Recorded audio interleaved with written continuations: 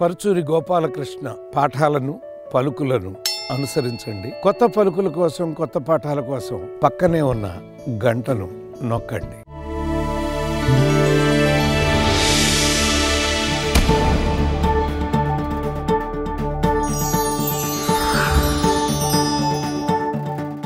సంభాషణలో చమత్కారాలు అంటే కామెడీ అని కాదండి, ఇది చిన్న సెటైర్లు పుష్కలంగా ఎవరి దగ్గర ఉంటే ఇవి కూడా మా అన్నయ్య రాస్తాడండి, మళ్ళీ త్రివిక్రమ్ శ్రీనివాస్ రాస్తాడండి.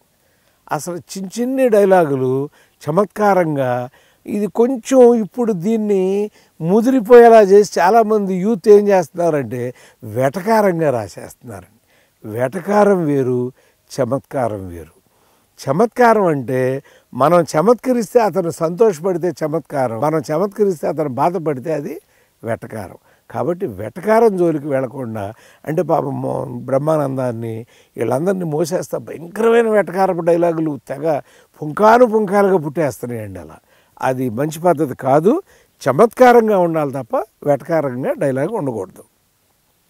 సంభాషణ ఆహ్లాదకరంగా ఉండాలి. అంటే ఇద్దరు మాట్లాడుకుంటుంటే వినబుద్ధి అవ్వాలండి. అబ్బా ఎప్పుడు ఆపేస్తారా బాబు వీళ్ళు అన్నట్టు ఉండకూడదండి. ఆహ్లాదం అంటే మనసుకి మనకి సంతోషాన్ని కలిగిస్తూ ఉండాలి. ఎందుకని నువ్వు దానిలో ఇన్వాల్వ్ అయ్యేలాగా సంభాషణ ఉంటే నీ మనసు ఆనందపడుతూ ఉంటుంది ఆ సంభాషణ వెంట. అది ఆహ్లాదం అంటే. సంభాషణ పాత్ర ఉద్దేశాన్ని తెలియజేసేలా ఉండాలి. ఊరికనే డైలాగ్ ఎందుకు మాట్లాడావు నువ్వు, ఓ డైలాగ్ మాట్లాడావు, ఆ మాట సంభాషణ పాత్ర ఉద్దేశం. వీరశంకర్ రెడ్డి మొక్కే కదా అని పీకి పారేస్తే పీక కోస్తా, పాత్ర ఉద్దేశం ఏంటి? పీక కోసేస్తాడు. అతను వెళ్ళాక పీకొచ్చు, పీకుతాడు. పీకితే ఏం చేస్తాడు? అతను వచ్చి పీక కోస్తాడు మళ్ళీ. కాబట్టి అతను ఉద్దేశాన్ని చెప్పి వెళ్ళాడు. మొక్కే కదా అని పీకి పారేస్తే పీక కోస్తా అని తన ఉద్దేశాన్ని బహిరంగపరిచాడండి.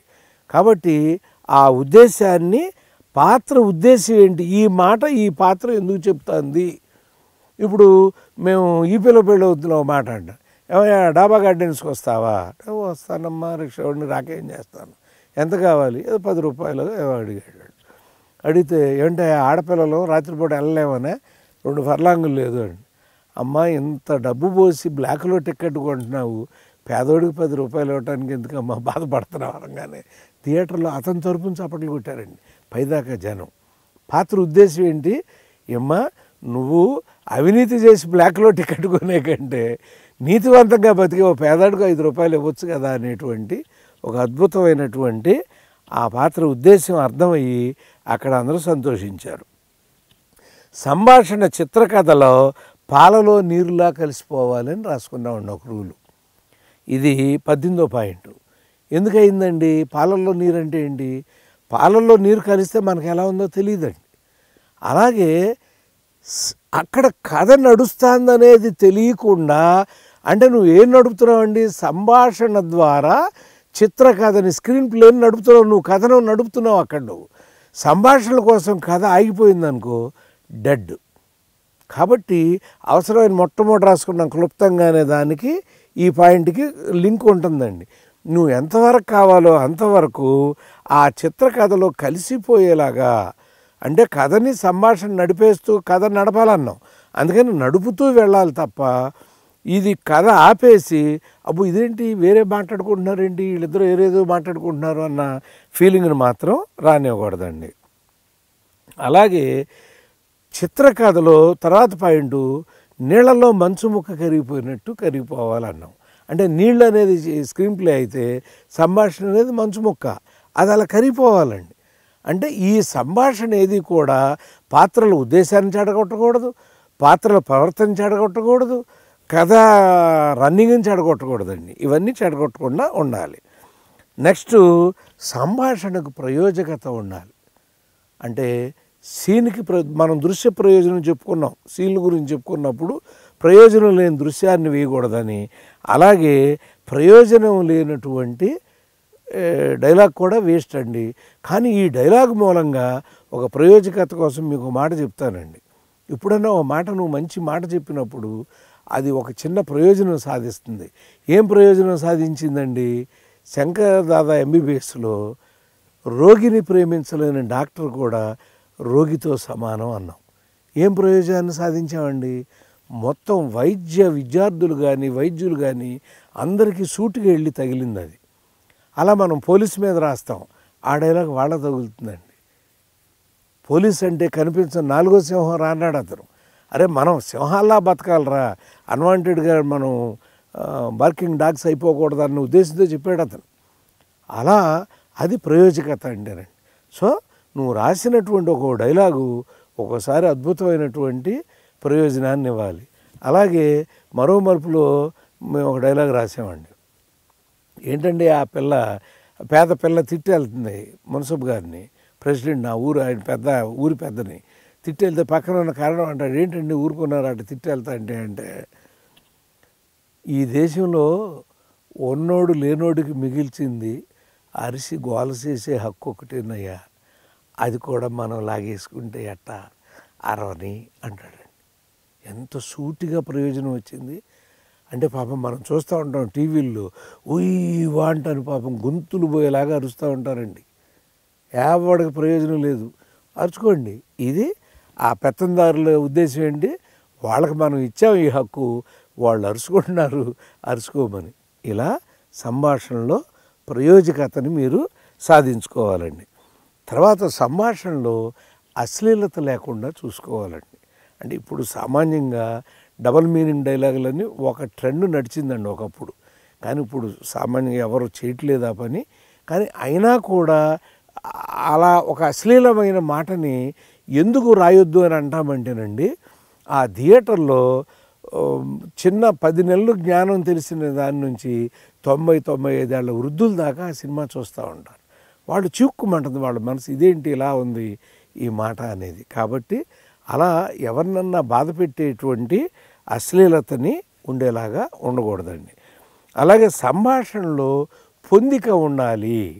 అంటే మాటకి పొందిక. నేను ఒక ప్రశ్న వేస్తే నువ్వు దానికి ఆన్సర్ చెప్పకుండా ఇంకో ప్రశ్న వేసి మళ్ళీ నేను ప్రశ్న వేస్తే పొందికిపోయిందండి. Answer to the point. నేను ఒక ప్రశ్న వేసాను, నువ్వు దానికి ఆన్సర్ చెప్పావు, మళ్ళీ నేను ఒక ప్రశ్న వేస్తాను, లేదా నువ్వు ఇంకో ప్రశ్న వేస్తే నేను ఆన్సర్ చెప్పాలి. అలా పొందిగ్గా వెళ్ళాలండి. 23వ పాయింట్ దగ్గరికి వచ్చేసరికి సంభాషణ అప్పుడప్పుడు విలక్షణంగా ఉండేది చూసుకోవాలి. ఎక్కువ మోహన్ బాబు గారు ఇలాంటి వాళ్ళు, సుధాకర్ గారు ఇలా కొన్ని పాత్రలకు రాస్తాం. నరిస్తే చరుస్తా, చరిస్తే కరుస్తా, కరిస్తే నిష్క్రమిస్తా. ఎందుకు రాయాలండి ఆ మాట? కొంచెం విలక్షణత. ఎందుకని? ఆయన విలక్షణ నటుడు. మోహన్ బాబు గారు ఒక విలక్షణ నటుడు. ఆ విలక్షణ నటుడు నుంచి విలక్షణ నా రూటే వేరు, నా రూటే సెపరేట్ అంటూ ఉంటాడు. ఎందుకు రాయాలి ఆ మాటలన్నీ? అలా రాస్తే మీరు ఇష్టపడతారు. ఆ పాత్ర అలా మాట్లాడితే, ఇప్పుడు నేను రేపటి స్వరాజ్యంలో నమస్కారం కలెక్టర్ గారు అనొచ్చు కదా, అనలేదు.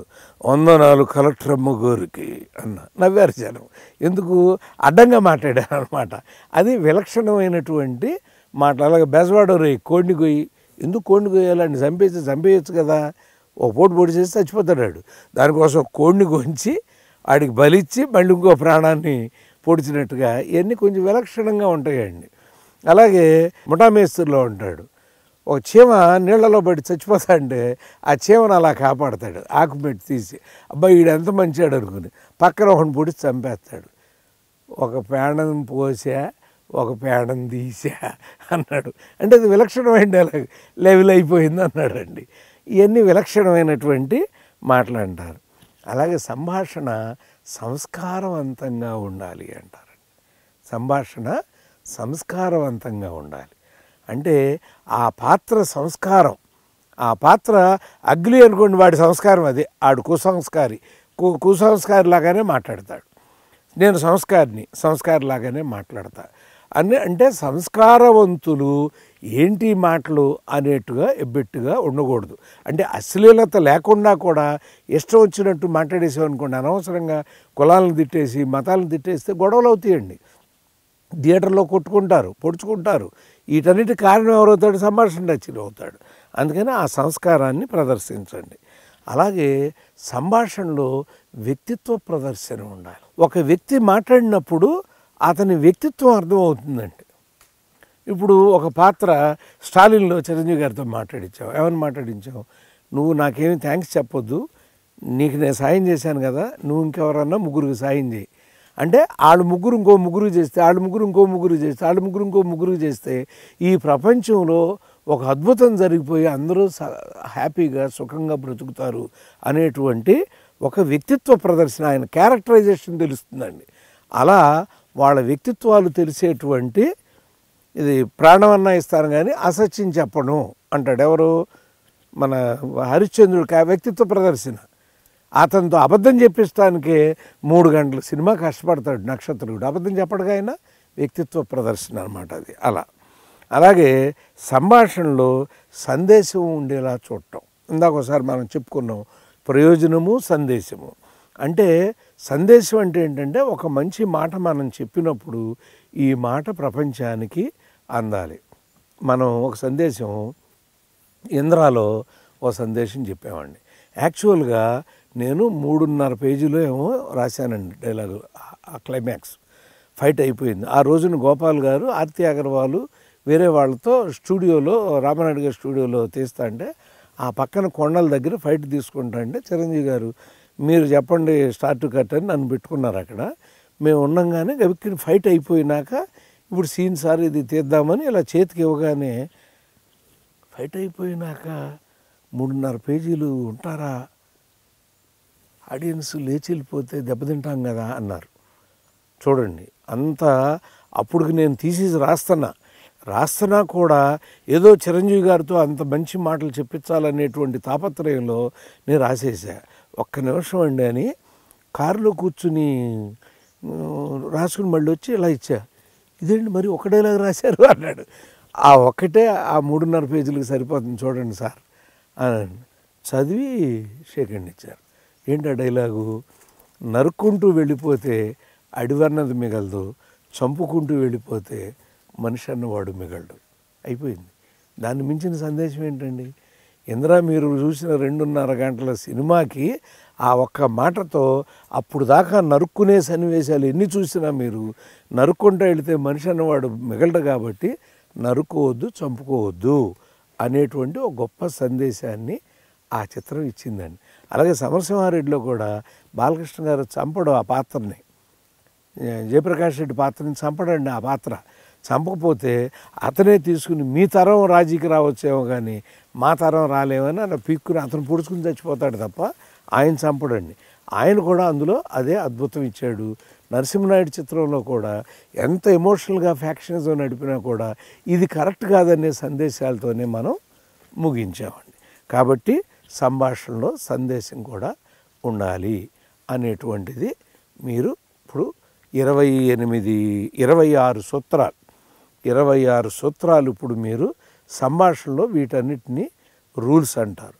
ఈ రూల్స్లో మీరేం చేస్తున్నారంటే ఒక మాట రాయాలి. ఒక సీన్ ఒక డైలాగ్తో సరిపోతుందండి.